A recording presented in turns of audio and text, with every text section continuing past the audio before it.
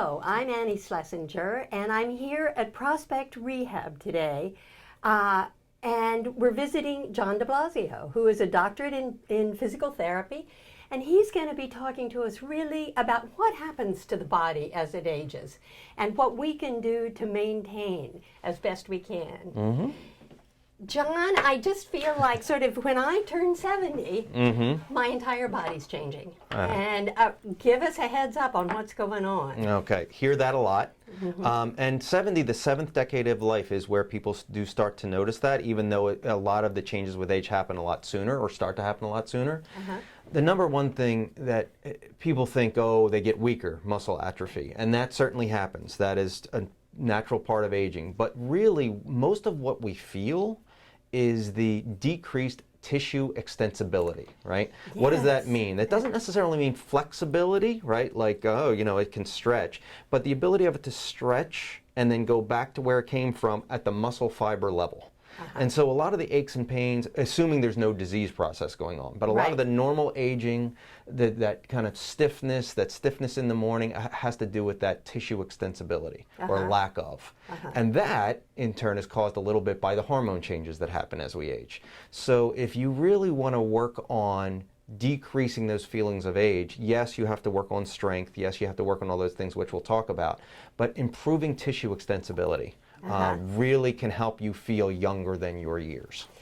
You know, right along with that, one of the things that I have felt is that sort of, I really need to stretch every day. There you go. But I also, it feels like my muscles don't have memory anymore. I mean, I will stretch in the morning and then by afternoon I'm feeling again like, ugh, you know, I need to really sort of extend things a bit. Right. And I never used to feel like that at all. Yeah. And that unfortunately is, you know, the result of aging. So yeah, you do have to stay on it. So, you know, what I tell my patients a lot is, you know, especially if they're over 70, I'm not going to make it so you feel 16 again. That's certainly not, that's not going to happen. But if you do stay, I wish, wow, I'd be a lot more successful. But, but if you stretch at least, you know, you have some kind of program where you stretch at least once a day, but also there are little things, and this is what people don't think about, there are little things you can kind of sprinkle in throughout the day. That you don't have to go off to an exercise place and stretch for an hour every day necessarily, but you can sprinkle in little things throughout the day, like, you know, stretching your shoulder blades back as you're waiting for your coffee to brew, or, you know, raise your arms over your head while you're waiting for your toast to come up in the morning, or, you know, there's little stretches you can do in the kitchen while you're cooking, those kinds of things, so you don't feel like it's such an overwhelming thing, like, oh my gosh, I have to go to the gym for 3 hours a day just to feel normal. No, you don't. You can sprinkle it in through, I mean, it's good to do a plan and a program every day, there's no question about it, but you can also sprinkle things in throughout the day to work on it, because as you say, yeah, when you're 30, you don't have that. You can sit on an airplane for 10 hours and then get off and feel fine. Whereas when we're 70, we have to work on it more. Right. Yeah. I just, I'm hopeful that maybe in the future we can do that together. Some of those sort of just day, you know, exercises that we can do at the kitchen sink. And you can absolutely. show people and Sure. you know how that might work. Sure. I mean, we're talking a lot about why now, but I can show you the how. Do we have to really? I mean, like when I lay down on the ground to stretch, I keep the stretch for 30 seconds. Exactly. I mean, do we need to do that Absolutely, also? yeah. That's another big mistake people make when they stretch, is they go, you know, 1, 2, 3, 4, 5, I'm done, okay. Right. Right, you have to give a chance for the soft tissue to kind of let go. And 30 seconds is an absolute minimum, you know. I mean, some people hold stretches, people that really get into this, you know, yoga practitioners and so forth, you know, they're holding 2, 3, 4, 5 minutes of stretch. Now sometimes, yeah, sometimes, right, and I mean, you know, sometimes that's just not practical for some folks, but at least 30 seconds. If you think that's a stretch and you're ready to go, no, that's not it. You have to spend some time. And really spending time sort of giving your body a chance to learn it, I guess. Well, to let go. It's just like, it's not a nice analogy, but it's like shoe leather, right? You can have brand new shoe leather that's really flexible, or old shoe leather where it can become more flexible, but you got to work it. You got to work it a little bit, you know? And that's how our muscles get. Yeah. You know? I feel, and I was going to talk to you about this anyway, but I feel like my body is like beginning where it used to be like this, and it's beginning to want to do this. Right. And I feel, of course, stiffness then in my upper back, and I've also begun to feel cramping at times in my upper back. Right. And then needing really to stretch out like that for a while, Right. just so that that goes away and doesn't happen. If I have stretched in the morning, I don't have that problem. Yeah, that's exactly right. Yeah. So what happens is, again, as we get a little weaker as we get older, the postural muscles that hold us in that really nice posture, right? The muscles that hold our shoulder blades back and hold our head up and hold our tummy in a little bit, of course, they start to give into gravity a little bit as we get older, right? And so we're in this less than optimal posture, and then one thing leads to another. Then, like you said, you get the cramping because the muscles are either overstretched on one side of the body or understretched, and then you have to put it back in its place. And like you said, when you do that and you stretch, of course, you feel a lot better. But a lot of people, especially today with computers, you could be like this for hours and not realize you're doing it. And, again, if you're really young, you can just pop up after a couple hours of doing that, not think about it, and go about your business. But when we do it, right, it's really, really stiff. So you want to not get into that position to begin with, or if you do, always kind of unravel yourself throughout the day, like we were talking about, right? Most people are like this, so throughout the day, something that's really easy to do is you just kind of gently squeeze your shoulders back and tuck your chin in, right? Like you're trying to squeeze a pencil between your shoulder blades. Right? Oh, wow. Yeah, and you just do 10 of those. Yeah. And you just do 10 of those, and then go about your business. The other thing that seems amazing to me is that when you do this, it feels so good. Yeah, that's right. It's like, it's one of those things that's actually good for you that feels good when you do it. I mean, how many things fit that category, right? Yeah, not many. But if you're going, oh, that feels good, in this case, that's the right thing to do. Right. I mean, it feels almost as good as getting a massage. Yeah. You're giving yourself a little self-massage. That's exactly what you're doing. You're getting the blood flow in there, and you're also stretching the muscles. I was amazed. I was waiting for someone in my car at Shaw's the other day while they were into the grocery store, and I could tell almost the age of the person who came out by the way their posture was. Yes. And this kind of thing happening and is so endemic to aging, I think. Oh, absolutely. If you go somewhere, say in the city or where, you people watch, like you said, you can pick most people's age within a half a decade, right? But you get fooled sometimes because if somebody's really active, they can look 10 years younger than they really are. Right. So it's just that powerful. I mean, they've done studies with mice, exercising mice, not exercising mice, and I mean, it's incredible what exercise can do for you in terms of turning back the clock. Wow. It's unbelievable. And again, it doesn't have to be 3 hours a day in the gym. Yeah. It could just be a little bit here, a little bit there. The other thing that I have found is that if there has been some kind of a procedure, a medical procedure like a hip replacement or Very something common. like that, Yeah. then the tendency is even worse to just want to sit Absolutely. and fall asleep and kind of snooze. And I've had people say to me, like, I just have no motivation to do anything. And I said, well, I think probably you have no motivation because you need to set a goal to That's get exactly up, right. and then you have more energy. And so, I mean, talk a little bit about snoozes. Yeah, snoozes. Okay, so it's funny. I'm actually a little bit pro-nap when people get older, okay? But it's a matter of how much and how you're motivated, like you said.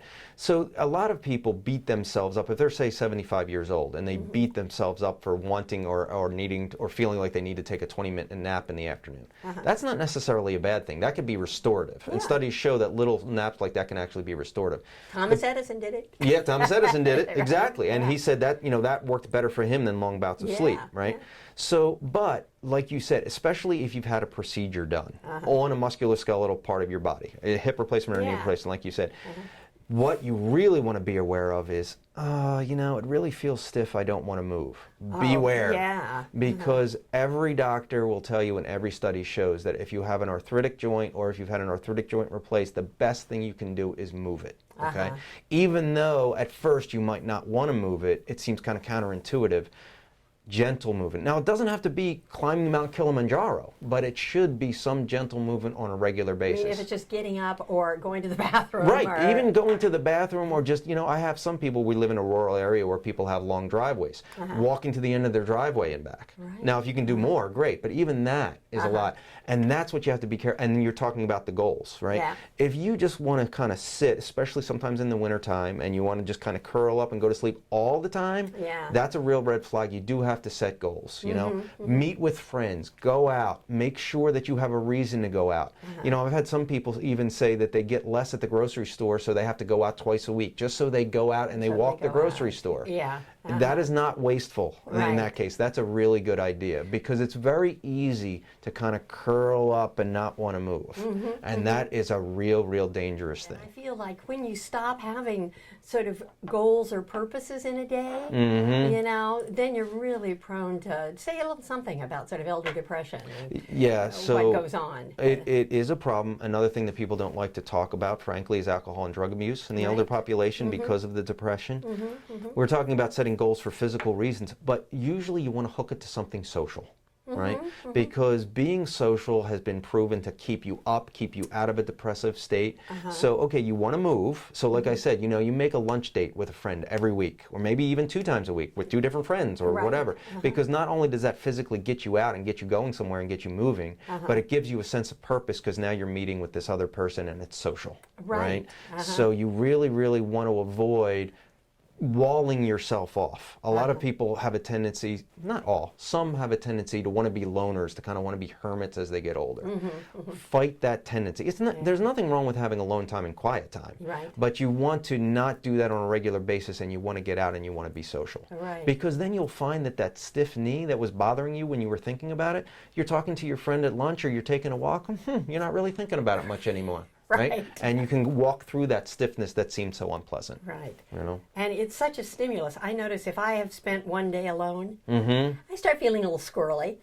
You know? And then to hear other people's sort of thoughts, issues on aging or whatever, you know, is really valuable. You know, it's like we're all kind of trying to deal with the same thing and the problems that sort of are involved with it. The 2 things you said, when you go out and you talk, you realize you're not the only one, number one. And number 2, it gets you to stop thinking about yourself all the time.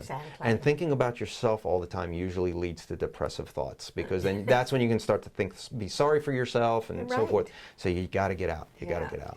And the thing that I think that sort of we think a lot about but don't talk much about is that, you know, the older you get, the more you are experiencing loss.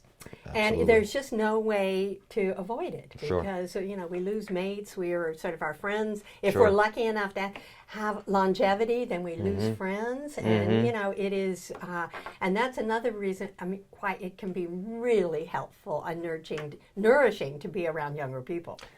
And like, say, coming to a gym or going to yoga where there are other younger people that you know is really important.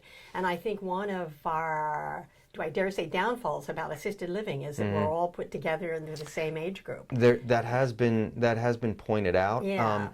But in those assisted living places, again, if they bring younger people in or vice versa. So if you're working with kids from the high school doing tutoring, they, you know, both people on the opposite ends of the age spectrum can get a benefit.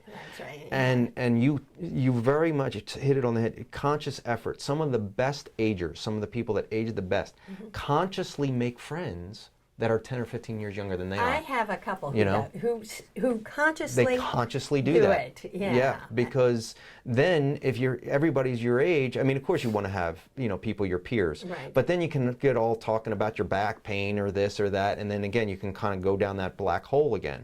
But if you have friends that are all different ages, younger, sometimes even older too, but younger as well, then you're just not looking at yourself and just your peers, and you're not all talking about the same problems.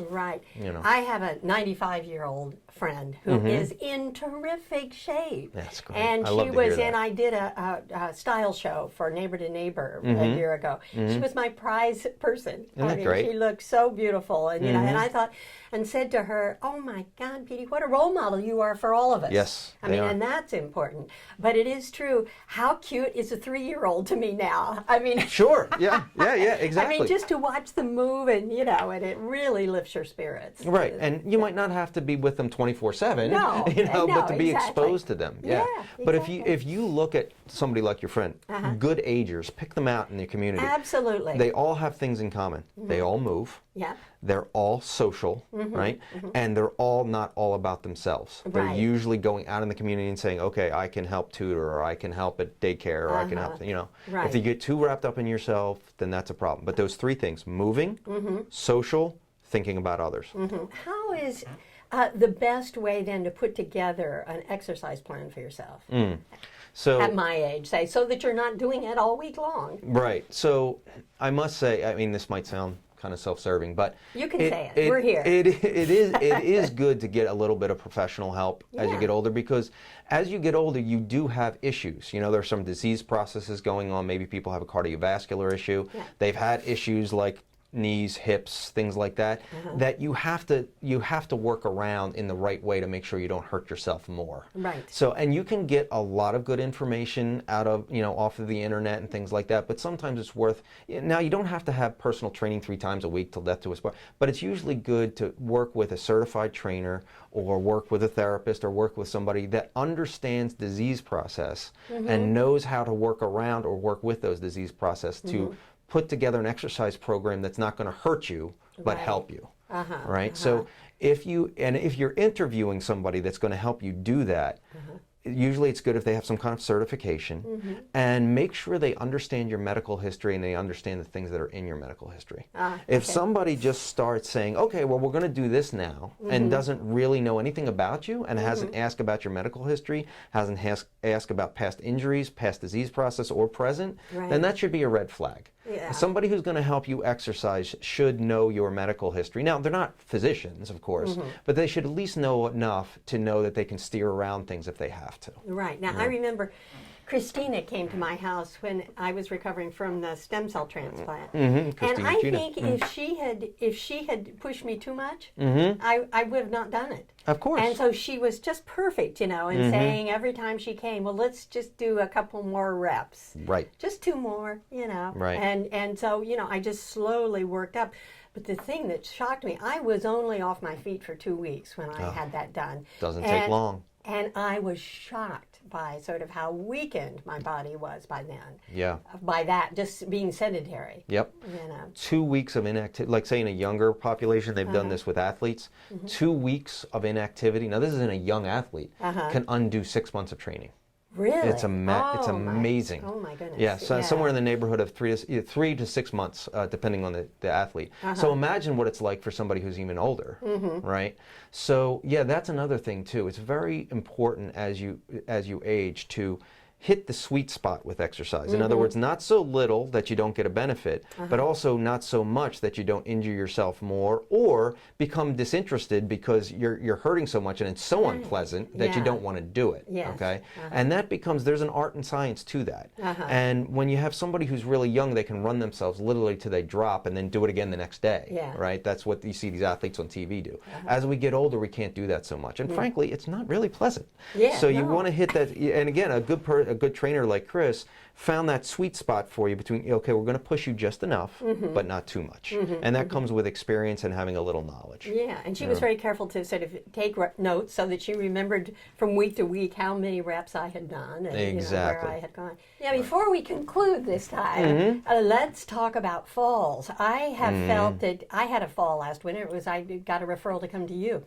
It took me a month and a half to really get back to sort of where when I would move, my muscles didn't hurt. Right. And I was shocked, how long it took me to, and so now I want to be very, very careful and mindful in terms of, I know how I fell. I tripped going up steps. I was just running up, and my sort of toe of my shoe got caught. Yeah, we hear that all the time. And went down, and we talked a little bit about being mindful and Tai Chi last time, and balance exercise is another one we ought to hit on just briefly before we close. But tell me a little bit about recovery and what the body does or doesn't do as we age. Sure. Well, first of all, falls is a huge problem in older adults, especially what they call community dwelling older adults, people that are in their own homes. A lot of maybe people have clutter, or they have different things in their homes that are easy to trip on. Just like anything else in our body, the systems that help us keep our balance, our vision, our inner ear, which can become diseased in and of itself, and what we feel through our feet and our strength all age, right? So all those things kind of can come to a perfect storm where you have a fall because you're not strong enough maybe to lift your leg up, or not as strong enough to lift it as much as you thought you did. Okay, maybe some people who have like diabetic neuropathies can't feel their feet, so they fall. Vision problems, inner ear problems, right? And then when you do fall, like you said, you discovered it. You feel like you've been hit by a truck. And it's just amazing. You know, like when we're little kids, remember like when we're 6, 7, 8 playing with our friends, we fall a million times a day, we bounce right back up, right? We just bounce. But do not be surprised if you fall. Yes, you will be sore, and you will be sore for a long time.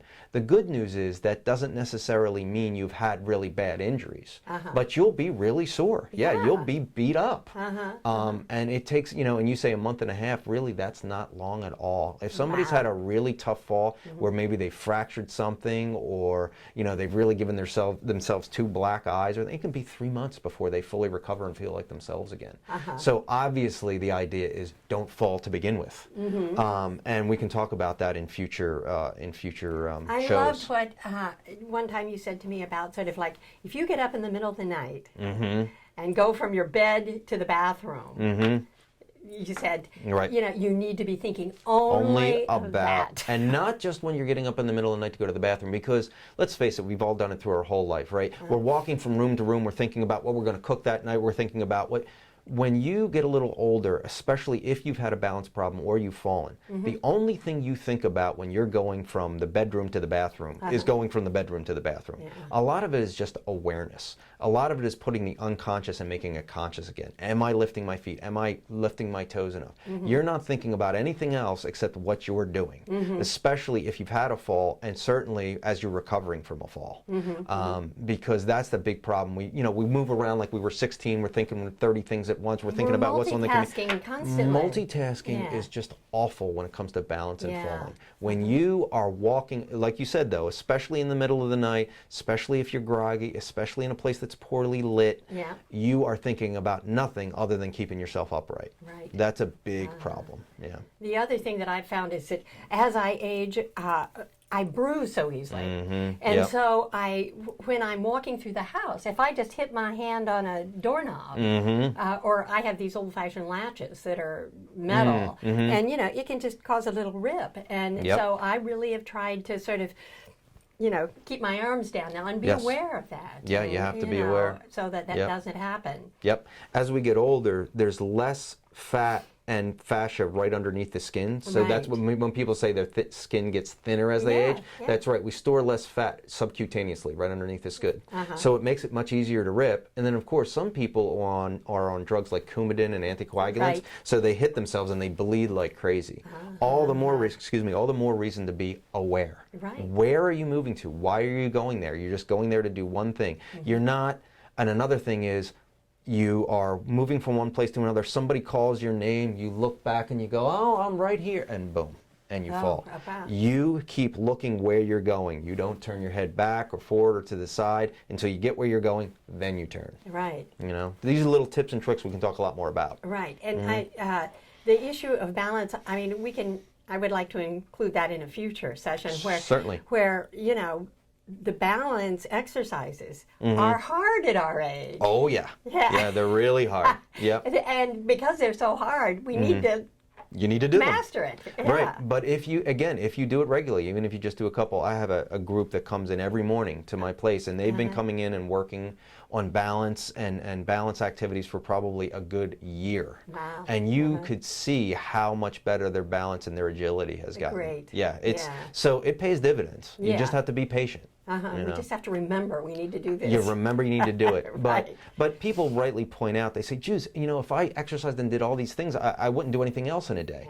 Which is why you say, okay, you just pick one or two things that get each major component of fitness. Cardiovascular endurance, strength, agility, balance. And you kind of sprinkle it in throughout the day and throughout the week, and it does make a difference.